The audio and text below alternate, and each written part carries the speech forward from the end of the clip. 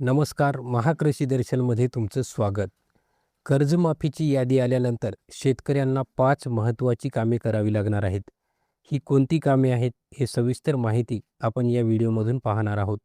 कर्जमाफीची यादी आल्यानंतर सुरुवातीला तुम्हाला पात्र यादीमध्ये तुमचे नाव आहे का हे तपासायचे आहे.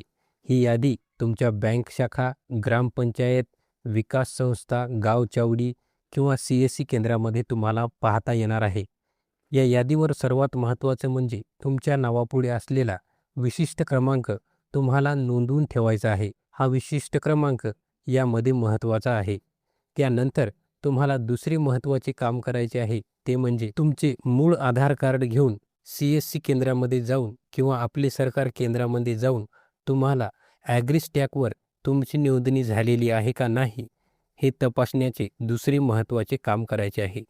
तिसरे महत्त्वाचे काम म्हणजे सेवा केंद्रावर गेल्यानंतर सेवा केंद्रातील कर्मचारी तुमचा आधार नंबर किंवा विशिष्ट क्रमांक जो कर्जमाफीच्या यादीमध्ये आहे तो पोर्टलवर टाकेल. त्यानंतर तुमच्या कर्जमाफीची सर्व माहिती येईल.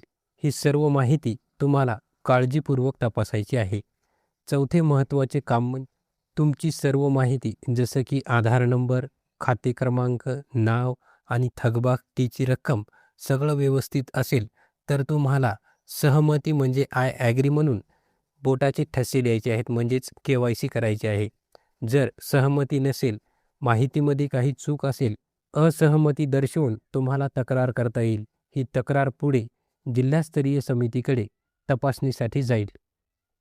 त्यानंतर पाचवे आणि शेवटचे महत्त्वाचे काम म्हणजे तुमचे आधार प्रमाणीकरण KYC कंप्लीट झाल्यानंतर किंवा काही तक्रार असलेली तक्रार निवारण झाल्यानंतर शासनाकडून तुमच्या कर्ज खात्यामध्ये रक्कम पाठवली जाईल.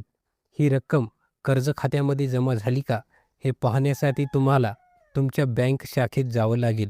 बँक शाखेमध्ये तुमच्या कर्जाची रक्कम जमा झाल्याची खात्री झाल्यानंतर सर्वात महत्त्वाचे काम म्हणजे बँकेकडून कर्जमाफीचे प्रमाणपत्र घ्यायला विसरायचं नाही.